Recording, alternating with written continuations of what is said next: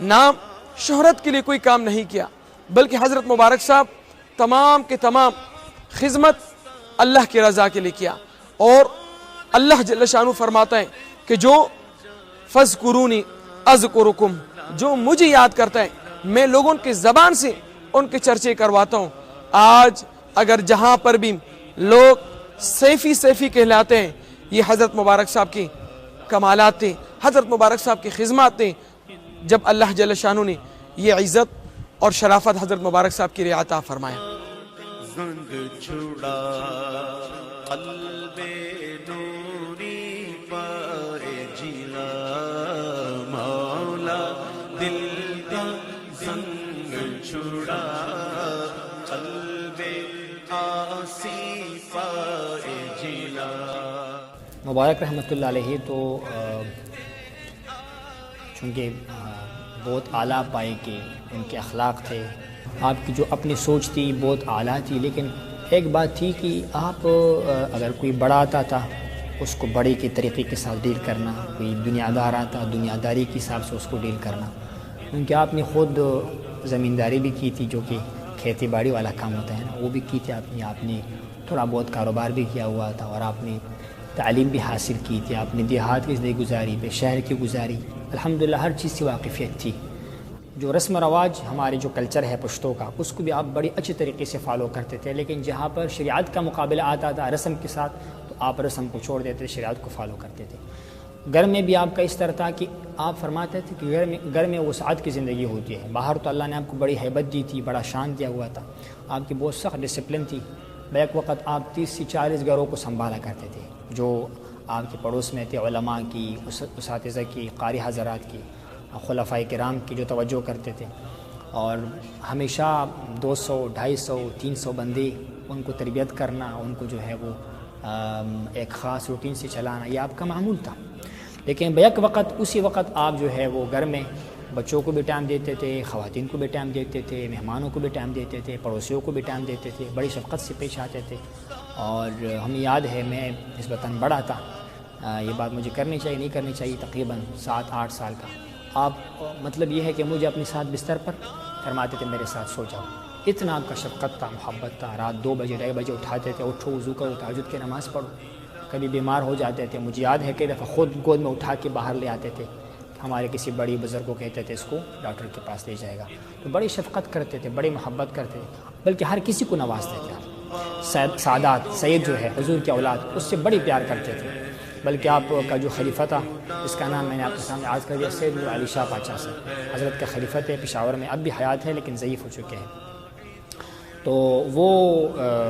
جب آپ کے ساتھ ملاقات کرتا تھا، حالانکہ وہ آپ کا مرید ہے، آپ ان کا پیر تھے، لیکن آپ اس کے ہاتھ کا بوسہ لیا کرتے تھے، اس کے ہاتھ کو چومتے تھے کہ اللہ کے نبی کا اولاد ہے، حضور کا اولاد ہے صلی اللہ علیہ وسلم، اتنی آپ کی محبت تھی۔ بلکہ مجھے یاد ہے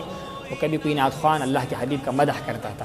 ہمارے سلسلے میں یہ ہے کہ آپ فرماتے تھے کہ موسیقی کا گنجائش نہیں ہے، کچھ لوگ موسیقی سے کام چلاتے ہیں نا، یا سرود کرتے ہیں، وہ جو ہے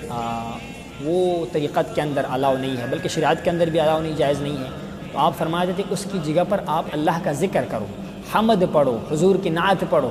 اور نعت کے ساتھ پھر اللہ کا ذکر کرو۔ تو یہ ہے کہ موسیقی کو یا معاذ اللہ یہ جو باقی مزامیر وغیرہ ہے اس کو طریقت کے اندر نہیں لے کر آنا چاہیے۔ تو آپ پھر اس نعت خوان کو ہدیہ دیا کرتے تھے، تحفہ دیا کرتے تھے۔ ایک چھوٹا بچہ تھا تقریباً 7-8 سال کا، وہ جب آتا تھا پیسہ لینے کے لیے تو آپ اس کے ہاتھ کا بوسہ لیا کرتے، فرماتے تھے یہ سید ہے، وہ عبداللہ اس کا نام تھا، بچے کا چھوٹا بچہ تھا۔ تو اتنا آپ کا سادات سے محبت تھی، فقراء سے بڑی محبت تھی۔ آپ نے ہمیشہ جو ہے نا فقیروں کو نوازا، پوچھا کرتے تھے کہ اس کی شادی ہوئی ہے کہ نہیں، کسی طالب کا، کسی اسٹوڈنٹ کا نہیں ہوئی ہے، آپ کو بڑی فکر ہوتی تھی۔ جب تک اس کا شادی نہیں کرواتے تھے آپ کو چین نہیں آتا تھا۔ اس کا گھر نہیں ہے، ان کے گھر کا بندوبست، اس مولوی صاحب کے پاس کتابیں نہیں ہیں، ان کے لیے کتابیں خریدنا۔ اور میرے خیال میں آپ نے تقریباً جو ہمارے بڑی بھائی ہے قاری حبیب جان صاحب، انہوں نے لسٹ بنائی تھی 40 کے قریب آپ نے اللہ کے گھر مساجد بنائے، 40 کے قریب اپنے خرچے سے، اپنی جو ہے وہ اس سے بڑی سخاوت بھی تھی آپ کے اندر، بڑی سخاوت تھی۔ پشاور میں ایک دفعہ قحط کا موسم تھا، یعنی وہ گندم کا جو تھا وہ قحط کا، میاں صاحب کا دور تھا پہلے والا، بہت سخت قحط پڑی تھی۔ تو کسی نے عرض کی صاحب کی بہت سخت قحط پڑی ہے، لہٰذا یہ جو لوگ ہمارے پڑوسی حضرات آتے تھے اور کھانا لے جاتے تھے، ان پر ذرا سختی کرنی چاہیے تاکہ ہمارے لیے گھر کے لیے مشکل پیدا ہو جائے۔ آپ نے کہا نہیں، جب تک گندم ہے اور روٹی ہمارے پاس ہے لوگوں کو یاد ہے کہ وہ لے جایا کرے، اللہ پر توکل کرنا چاہیے۔ اور آپ فرماتے تھے کہ میں اپنی قبر کا اور اپنی آخرت کا فکر جو ہے نا وہ خود ہی کرنا چاہتا ہوں۔ میں یہ نہیں چاہتا کہ میں دنیا سے جاؤں اور میرے پیچھے پھر بعد میں کہوں کہ میرا کوئی رشتہ دار یا کوئی مرید میرے پیچھے سارے ثواب کرے، کچھ تحفہ بھیجے۔ نہیں، میں اپنی زندگی میں ہی، اپنی حیات ہی میں آخرت کا غم جو ہے وہ کرنا چاہتا ہوں۔ لہٰذا ایجاد ہے سب کو، اور اسی لیے میں آپ کو عرض کرتا جاؤں کہ آپ نے جائیداد کوئی نہیں بنائی، نہ کوئی پراپرٹی، نہ کوئی دکان، نہ کوئی کاروبار۔ آپ کا کاروبار کیا تھا کہ ادھر سے آمدن ہوتی تھی، آپ نے تحفہ دیا، کسی نے تحفہ دیا، جو لوگ نذرانے پیش کرتے اللہ کی نیک بندوں کے بارے میں، اسی وقت آپ اس کو لگا لیتے تھے، اسی وقت کسی کی شادی پر لگایا، کسی کو زکوٰۃ دیا، کسی کو گھر بنا کے دیا، کسی کے لیے کتابیں خریدی، لیکن آپ سٹور نہیں کرتے تھے۔ اور آپ پشتوں میں کہاوت پڑھتے تھے نا، اردو میں بھی اس کی سمجھ آپ کو آئے گی کہ نہ طمع نہ منع نہ جمع، نہ طمع کرو کسی سے، نہ مال کو جمع کرو، اور جب کوئی دینا چاہے تو اس کو منع بھی نہ کرو، لیا بھی کرو تاکہ اس کا بلا ہو جائے، اس کا فائدہ ہو جائے۔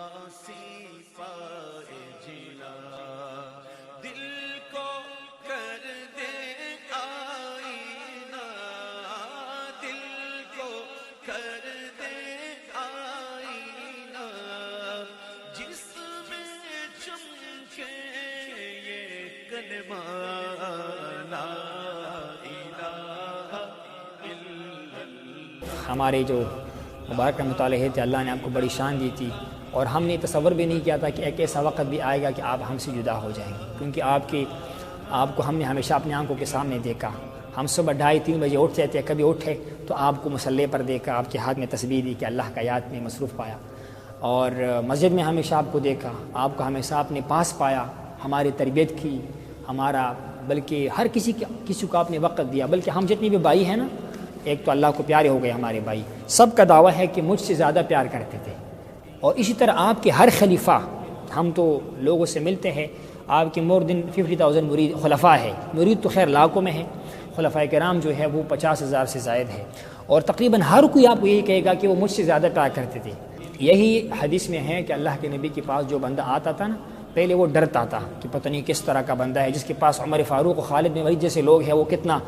جلالت والا ہوگا، کتنا بادشاہت والا ہوگا، کتنا جلال والا ہوگا، لیکن جب بندہ پاس آتا تھا وہ اس کا عاشق بن جاتا تھا۔ سیم یہ اللہ کے نبی کی دوستوں کا، اور جس کو وارث کہتے ہیں نا، جو اللہ کے نبی کے راستے پر چلے اور یہ اللہ کے نبی کی متابعت کی، فالو کرنے کے 7 سٹیپ ہے، جس کو 7 درجے متابعت، اسے بندہ فائز ہو جائے، وہ وارث بن جاتے ہیں۔ وارث مطلب وہ اپنی اس گائیڈر کا، اپنے بڑے کا وہ اثرات لے لیتا ہے اپنے اندر۔ نبوت تو ختم ہو چکا ہے لیکن ولایت تو باقی ہے۔ تو عرض کرنے کا مقصد یہ ہے کہ وہ جب اس کے وفات کا وقت آیا تو وہ ایک ایسا سانحہ تھا جو ہم سے برداشت نہیں ہو پا رہا تھا، اور ہم کہہ رہے تھے کہ کاش اگر کبھی اس طرح ممکن ہوتا کہ بندہ اپنی زندگی کسی کے حوالے کرے تو ہم اپنا زندگی دے دیتے، لیکن آپ کو دنیا سے اللہ کے بارگاہ میں عرض کرتے کہ آپ باقی رہنے دیتے، یہ لوگوں کے فائدہ ہو رہا ہے۔ بڑا ایک مصیبت کا وقت تھا۔ تو اس رات پھر میں نے بیٹھ کے کچھ اشعار لکھ کے مختصر سی، جس میں آپ مبارک کی جو تھا وہ میں نے تھوڑا سا، وہ میں نے اصل میں پشتو میں لکھا ہوا تھا، ہماری مادری زبان پشتو ہے، قبیلہ ہمارا محمد ہے، محمد قبیلہ ہے، اور یہاں پر آنے کے بعد 2006 میں یہاں پر چونکہ ہمارا شفٹنگ ہوا تو پھر پنجابی کے ساتھ اردو کے ساتھ زیادہ واسطہ ہمارا پڑھنا شروع ہوا، تو میں نے کچھ اشعار لکھی تھی آپ کی وفات مبارک میں آپ کے سامنے عرض کرتا ہوں۔ غم سے پر رات تھی جس میں ہم سے ہمارا جانا چلا گیا، غم سے پر رات تھی جس میں ہم سے ہمارا جانا چلا گیا، جو ہمارے دل کا چین تھا وہ دادا جان چلا گیا، جو اپنے خدا پر عاشق تھا اور بے شمار صفات کا لائق تھا، جو اپنے خدا پر عاشق تھا اور بے شمار صفات کا لائق تھا، جو حق بات پر ناطق تھا وہ پہلواں ہم سے چلا گیا، تقویٰ جس کا شعار تھا زہد جس کا کاروبار تھا، تقویٰ جس کا شعار تھا زہد جس کا کاروبار تھا، جو ہمیش بہار بہار تھا وہ گلستان ہم سے چلا گیا، جو عالمی شریعت تھا جو واقف حقیقت تھا، جو عالمی شریعت تھا جو واقف حقیقت تھا، جو عاشق طریقت تھا وہ انمول مرجاں ہم سے چلا گیا، جو کامل اکمل ولی تھا، جو کامل اکمل ولی تھا اور جو وارث نبی تھا، جو کامل اکمل ولی تھا اور جو وارث نبی تھا، جو تقی نقی سخی تھا وہ سلطان ہم سے چلا گیا، جو قیوم تھا زمانے کا جو کہ زینت تھا آستانے کا، جو قیوم تھا زمانے کا جو زینت تھا آستانے کا، ہمیں جن سے تسلی تھی وہ اطمینان ہم سے چلا گیا، اور جو حسن پہ مہربان تھا، جو حسن پر مہربان تھا اس کا روح جسم اور جان تھا، جو نعمت تھا جو رحمت تھا وہ باران ہم سے چلا گیا،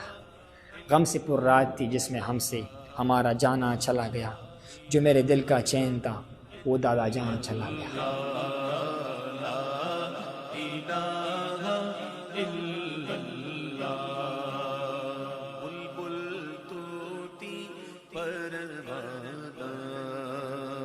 ہر ایک اس کا دیوانہ، بلبل طوطی پروانہ، ہر ایک۔ صوفی نثار صاحب کے بارے میں میری عمر بھی اتنی زیادہ نہیں ہے، اور جب سے تھوڑا بہت شعور ہم نے پایا ہے اس کو مبارک صاحب کی خدمت میں پایا ہے، اور اس کی خاص خوبی یہ ہے کہ وہ بے لوث کام کرتا ہے۔ یعنی ہوتا تو یہ ہے کہ مبارک صاحب کی سب سے بڑی خصوصیت جو ہم ناقص نظر سے دیکھتے ہیں، لوگوں کی زندگی میں انقلاب لانے والے ہستی تھے، انسپائر کرتے تھے لوگوں کو، موٹیویٹ کرتے تھے لوگوں کو، بندہ آتا تھا پاس میں وہ ہیرا بن کے نکل جاتا تھا۔ تو صوفی نثار صاحب ان لوگوں میں شامل ہے جو آپ کے رنگ میں رنگ گیا تو انہوں نے پھر خدمت بھی کیا۔ خدمت سے مراد یہ ہے کہ انہوں نے ہمیشہ ہر موقع پر قربانی دیا، کھڑا رہا، لیکن بے لوث ہو کر سامنے نہیں آیا، اپنا چرچا نہیں کروایا۔ ہر قسم کے لوگ ہوتے ہیں، کچھ لوگ ہوتے ہیں وہ اللہ کی رضا کے لیے خدمت کرتے ہیں، اللہ بھی ان کو اسی طریقے سے پھر باطن میں نواز۔ اصل اطمینان تو دل کا ہے، جب آپ کا کنیکشن اللہ کے ساتھ بن گیا اور آپ کو اطمینان حاصل ہوا کہ میرا شیخ اور میرا خدا مجھ سے خوش ہے، اس سے بڑی کامیابی کوئی ہے ہی نہیں۔ کچھ لوگ ایسے بھی ہو سکتے ہیں جو دنیا ہی میں شہرت چاہتے ہیں، اپنا واہ واہ کرنا چاہتے ہیں، ایسے بھی لوگ ہوتے ہیں، 5 انگلیاں برابر نہیں ہوتی۔ صوفی صاحب جو ہے ان لوگوں میں نہیں ہے، وہ بے لوث ہو کر بے لالچ ابھی تک کر رہے ہیں۔ حضرت کی وفات 2010 27 جون کو ہوئی ہے، اور 27 جون 2010 سے لے کر ابھی جو ہے آپ کا 9واں عرس منایا گیا، 2019 ابھی چل رہا ہے 27 تاریخ۔ اب تک صوفی صاحب ہر عرس پہ، ہر بڑے پروگرام پہ مریدین کو بیچتے ہیں، خدمت کرتے ہیں، لیکن بے لوث ہو کر کرتے ہیں، اور کبھی خود کو سامنے نہیں لاتے کہ دیکھو میں نے یہ کیا، میں نے وہ کیا۔ جس طرح وہ جناب صدیق صاحب نے کہا کہ پروانے کو چراغ اور بلبل کو پھول بس، صدیق کے لیے ہے خدا کا رسول بس۔ صوفی صاحب کہتے ہیں مجھ سے میرا مرشد خوش ہو، میرا خدا خوش ہو، مجھے کسی کی واہ کی ضرورت نہیں ہے، اور اللہ اس کو اسی طریقے سے نواز بھی رہا ہے الحمدللہ، اس کا بہت پختگی ہے۔ میری دعا ہے کہ اللہ ان کو مزید استقامت نصیب فرمائے۔ جتنے بھی ہمارے خلفائے کرام ہیں، جس طرح اپنی دربار کے بارے میں کہا نا کہ دربار یہ الحمدللہ سب دوستوں کے تعاون سے دربار بن گیا، استانے کا نظام چل رہا الحمدللہ۔ ہمارے بزرگ بڑے جو ہے سجادہ نشین صاحب، مولانا سے محنتیں کر رہے ہیں، سب کا اس میں تعاون ہے، اللہ سب کا بھلا کرے، سب کو اس کا بدلہ عطا فرمائے۔ یہ فدائی صاحب اس کا نام ہے، پنڈی میں عرفان احمد فدائی صاحب، وہ اس روزے کے کام کو آگے بڑھا رہا ہے ہمارے قاری صاحب کی نگرانی میں۔ تو الحمدللہ سب تعاون کر رہے ہیں، سب کوشش کر رہے ہیں، اللہ سب کے درجات بلند فرمائی، اور اللہ تعالیٰ آپ لوگوں کا آمد بھی قبول فرمائے کہ آپ نے حضرت کی زندگی کے بارے میں، کیونکہ ہم یہ سمجھتے ہیں کہ کبھی ہم سے کوئی بندہ سوال کرتا ہے حضرت کے بارے میں تو ہمارے پاس الفاظ کا ذخیرہ کم ہوتا ہے، ہم کچھ کہہ نہیں پاتے ہیں کہ وہ تو دیکھنے والی ہستی تھی، محسوس کرنے والی، بول کر اظہار ہم نہیں کر سکتے، اس کا ایکسپریشن سے ہم اظہار نہیں کر سکتے ہیں۔ اللہ نے آپ کو ایسی ہستی بنائی تھی، لیکن اللہ ہمیں آپ کے طریقے پر قائم رکھے۔ میں یہ آخر میں عرض کرتا جاؤں تمام سالکین کے لیے، خلفاء کے لیے، کہ آپ مبارک کے ساتھ نسبت کی تقاضا یہ ہے، ہمارے لیے بھی یہ ہے اور خلفاء کے لیے بھی ہے کہ آپ کی تعلیمات کو ذہن سے نہ نکالیں، آپ کے طریقے پر قائم رہے۔ آپ نے شریعت کا درس دیا، مکتوبات امام ربانی صاحب کا درس دیا، احادیث کا درس دیا، فقہ کا درس دیا، اس پر کاربند رہے۔ ظاہری چمک دمک، شہرت، مریدوں کا، اس میں بندے کو اپنا آپ نہیں بولنا چاہیے، اپنا باطن نہیں بولنا چاہیے، اپنا اصل نہیں بولنا چاہیے، اپنا منزل نہیں بولنا چاہیے، اور جو بھی کام کرے اللہ کی رضا کے لیے کرے، اور اپنے سالکین ایک دوسرے کو اپنا بھائی سمجھے، اخلاص کے ساتھ پیش آئے، محبت سے پیش آئے۔ انسان کی طبیعتوں میں اختلاف ہو سکتا ہے، لیکن ہم سب کا منہج جو حضرت نے ہمیں دیا ہوا تھا وہ اللہ کی رضا، طریقت کی خدمت اور معاشرے کی اصلاح ہے۔ تو اللہ سب کو اس بات کی توفیق عطا فرمائے، ہمت عطا فرمائے۔ والسلام علیکم ورحمۃ اللہ وبرکاتہ۔ ایک ہی سب کی سنتا ہے،